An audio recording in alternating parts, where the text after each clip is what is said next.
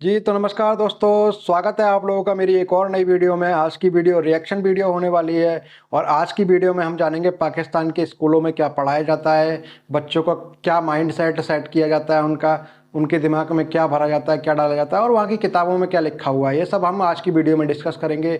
Video reaction video है, video थोड़ी लंबी है, वीडियो को एंड तक देखिएगा।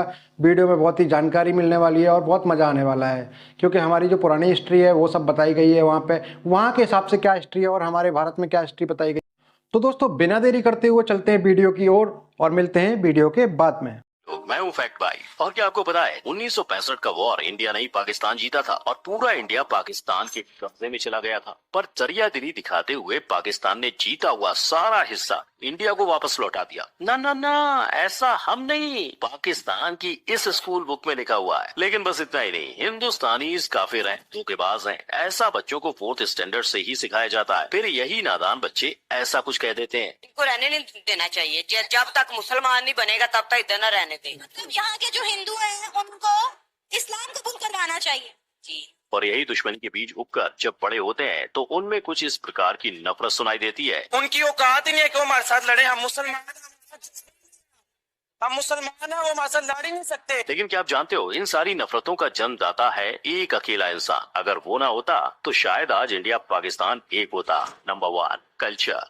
पर नहीं, पाकिस्तानी टेक्स्ट बुक बच्चों को सिखाती है कि मूर्तियों की पूजा करने वाला काफिर कहलाता है। मेरे अपने ही भांजे ने मतलब स्कूल में उसको पढ़ाया गया कि काफिर का मतलब बुतों की पूजा करने वाला। अब सोचने वाली बात है कि ये सुनकर वहाँ के हिंदू बच्चों पर क्या क्या बीतती होगी। यहाँ तक कि उनके 6th स्टैंडर्ड के सोशल स्टडीज में ये लिखा है कि इंडियंस के घर उनके दिल की तरह छोटे होते हैं और इंडियंस हमेशा से अंधेरे वाले घर में रहना ही पसंद करते हैं। बस सिर्फ घर नहीं, पाकिस्तानी टेक्स्ट बुक में मंदिरों को भी छोटा, अंधेरों से भरा और गंदा कहा जाता है, जहाँ हिंदुस्तानी नकली मूर्तियों की पूजा करते हैं। उनका ये भी कहना है कि इंडिया में बाल विवाह करना एक आम बात है और औरतों की इज्जत तो वहाँ ना के बराबर की जाती है। हिंदू जो है अपनी बेटियों को सही से ट्रीट नहीं करते, उनको मार देते थे। अब भले ये पुराने जमाने में होता था, पर आज की सच्चाई क्या है वो तो सब जानते हैं। पर इन सब में एक ताज्जुब करने वाली बात ये तक थी कि इन्हें ऐसा भी पढ़ाया जाता है कि पहली दफा लिबास सिलने का आविष्कार पाकिस्तान में हुआ था। पर रियलिटी देखें तो हर कोई जानता है कि ये आविष्कार इजिप्ट से आया है। Number 2, geography. 8th स्टैंडर्ड के बच्चों की बुक्स में तो इंडियंस को ही धोखेबाज कहा जा रहा है। मकसद ये था कि किसी न किसी तरह अंग्रेज की गुलामी से निजात मिले, लेकिन हस्बे आदत हिंदू ने मुसलमानों के साथ हर जगह धोखा किया। दरअसल उनका कहना है कि जब ब्रिटिशर्स इंडिया में राज कर रहे थे तब उन्हें भगाने में मुसलमानों ने हिंदुओं का साथ दिया था, पर उसके बदले में पार्टीशन के रूप में हमें सिर्फ धोखा मिला। लेकिन अगर एक्चुअल हिस्ट्री की बात करें तो बंटवारे से पहले 1906 को ढाका में एक मुस्लिम लीग बनाई गई, जिसकी हार 1937 के चुनाव में कांग्रेस पार्टी द्वारा हुई। फिर कांग्रेस ने आम जनता को साथ लेके चलना शुरू किया, पर इस वजह से यूपी, बंगाल और पंजाब के मुस्लिम जमींदारों को खतरा महसूस होने लगा। उन्हें लग रहा था कि ऐसे ही चलता रहा तो कांग्रेस पार्टी आम लोगों को बढ़ावा देगी और हमारा रुतबा कम हो जाएगा, हमारी जमीन जायदाद सब में बांट दी जाएगी। और इसी वजह से अपने रुतबे को बचाने के लिए उन्होंने इंडिया पाकिस्तान पार्टीशन की नींव रखी। Number 3, history. अब बंटवारा तो हो गया, पर उसका सारा इल्जाम उन्होंने हिंदुस्तानियों पे डाल दिया और ऊपर से 11th और 12th में पढ़ते बच्चों को हिस्ट्री में ये सिखाने लगे। 11वीं और 12वीं जमात के लिए है। इंसानियत दुश्मन हिंदुओं और सिखों ने हजारों बल्कि लाखों औरतों, बच्चों, बूढ़ों और जवानों की इंतहाई बेदर्दगी और संगदिली से कत्ल किया और बेआबरू किया। इतना ही नहीं, इन्होंने तो पूरी हिस्ट्री बदल के रख दी है। जैसे 13वीं सदी में पाकिस्तान के दायरे में पूरा उत्तर भारत और बंगाल आ चुका था। तब अलाउद्दीन खिलजी ने दक्षिण तक का भारत जीतकर उसे पाकिस्तान का हिस्सा बना दिया और 16वीं सदी तक तो पूरा इंडिया गायब हो गया था और दुनिया के नक्शे में सिर्फ पाकिस्तान बचा था। अब जो पाकिस्तान बना 1947 में था, वो 13वीं और 16वीं सदी में ये सब कैसे कर सकता है? ऐसा सब ऊट पटांग लिखा गया एमडी जफर की किताब a text book of Pakistan studies में। और ऐसे इनके बिना सिर पैर वालों वाली हिस्ट्री की हद तो तब पार हुई जब उन्होंने कहा कि 1965 का वॉर असल में पाकिस्तान ने जीता था। पाकिस्तानी सेना ने भारत के कई इलाके जीत लिए और जब भारत हार की कगार पर था तभी भारत ने यूएन से युद्ध को सीज करने की मदद मांगी। फिर क्या, पाकिस्तान ने भी अपना बड़ा दिल दिखाते हुए युद्ध को रोका और सारे जीते हुए इलाके इंडिया को वापस दे दिए। ये सुनकर तो बस इतना ही लगता है कि हमारी पंचतंत्र की कहानियां भी इससे ज्यादा लॉजिकल और मीनिंगफुल होती हैं। बारी आती है ये जानने की कि इन सब के पीछे आखिर था कौन। मोहम्मद जियाउल हक, जो पहले पाकिस्तान आर्मी के हेड और बाद में पाकिस्तान का प्रेसिडेंट बना, ये इंसान एक तरफ तो इंडिया के साथ भाईचारा बना रहा था और दूसरी तरफ दुश्मनी की जड़ें गहरी कर रहा था। पर गौर करने वाली बात तो ये है कि हम यहाँ दो भाई या दो घर की नहीं, दुनिया के दो देशों की बात कर रहे हैं। कैसे सिर्फ एक इंसान एक पूरे देश के यूथ को दूसरे देश से इतनी नफरत करने पर मजबूर कर रहा है? क्या इसका असर हमारे भविष्य पर नहीं पड़ सका?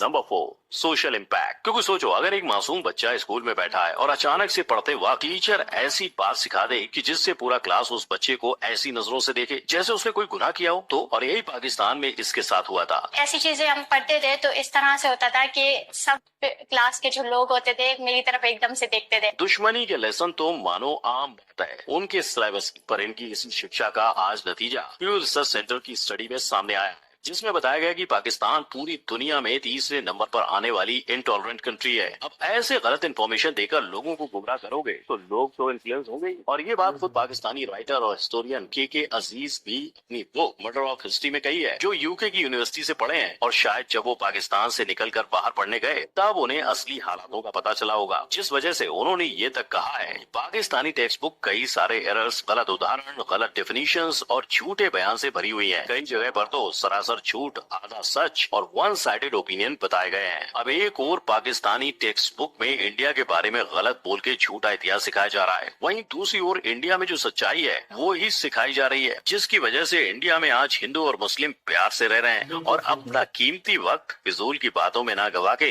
तरक्की में लगा रहे हैं। पर कुछ पाकिस्तानी प्रोफेसर हैं जो सच का साथ देना चाहते हैं। लेकिन मेरा ये कहना है कि कम से कम हमें दानिस्ता झूठ जो पैदा किए गए हैं उन्हें निकाल देना चाहिए। वो जानते हैं कि उनके स्टूडेंट्स की मेंटेलिटी पर क्या असर हो रहा है। Number 5, opinions. ये सब आप भी देख सकते हो कि कैसे जब एक रिपोर्टर ने युवाओं से इंडिया के बारे में सवाल किए तो उनकी उस पर क्या राय निकल के आई। उनकी औकात ही नहीं है कि वो हमारे साथ लड़े। हम मुसलमान है, हमारा हम मुसलमान है, वो हमारे साथ लड़ ही नहीं सकते। ये बातें सुन के साफ समझ आ रहा है लोगों का ब्रेन वॉश किस हद तक किया गया है। और सिर्फ युवा नहीं, टीनेजर बच्चों के दिमाग में भी ऐसा ही कुछ भरा गया है। इतनी नफरत दिमाग में आ कहां से रही है? और जब उन्हें पूछा गया कि असल में कौन करता है लड़ाई, तो बच्चों ने कहा इंडिया वाले करते हैं ज्यादातर। और शायद ये सिर्फ पाकिस्तानी एजुकेशन ही नहीं, मीडिया इन्फ्लुएंस का भी असर है, क्योंकि इसी असर के चलते बच्चों के मन में बदले की भावना तक जाग गई है। हाँ, वो उनके बदला लेंगे, वो उधर से उनका बदला लेंगे। अब सोचने वाली बात है कि ये टीनेजर्स आगे जाके पाकिस्तान का भविष्य बनेंगे और यही बच्चे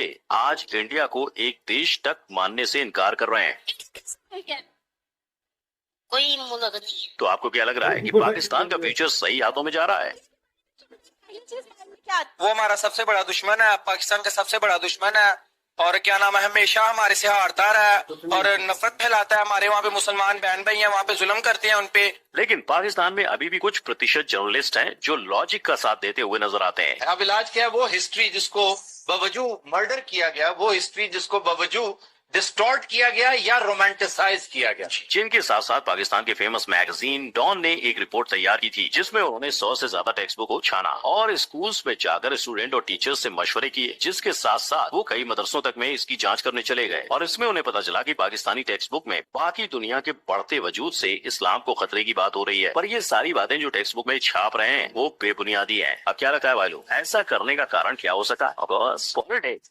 नंबर 6, कंक्लूजन। और इसी पॉलिटिकल एजेंडा को पूरा करने के लिए भले ही पाकिस्तानी पॉलिटिशियंस ने एजुकेशन सिस्टम में इंडिया के लिए नफरत के बीज बोए थे, लेकिन आज उन्हीं बीजों से बना हुआ पेड़ का नतीजा पाकिस्तानी युवाओं को ही भुगतना पड़ेगा। ऐसी सोच उनकी तरक्की के बीच तो आ ही रही है, लेकिन अगर इन बच्चों को बाहर किसी देश में कुछ कर दिखाने की अपॉर्चुनिटी मिली तो वो उधर इसी गलत नॉलेज के साथ जाएंगे। तो आज फैक्ट भाई ने आपको बताया कि सरहद के उस पार बच्चों को हिस्ट्री बुक में कैसे बेझिझक झूठ परोसा जा रहा है और उसकी वजह से बच्चों और युवाओं पर हुआ असर देख लगता नहीं कि आने वाले दिनों में भी इंडिया पाकिस्तान के बीच दुश्मनी कभी खत्म होगी। परफेक्ट भाई यही आशा करता है कि हर एक इंसान दूसरे इंसान को इंसानियत की नजर से देखे, क्योंकि हिंदू मुस्लिम सिख ईसाई हम सब हैं भाई भाई। तो देखा दोस्तों, ये थी आज की वीडियो अगर अच्छी लगी तो वीडियो को लाइक करें, वीडियो को शेयर करें, कमेंट करके बताएं कि वीडियो कैसी लगी और हमारे चैनल को सब्सक्राइब करना ना भूलें। जय हिंद, जय भारत। मिलते हैं अगली वीडियो।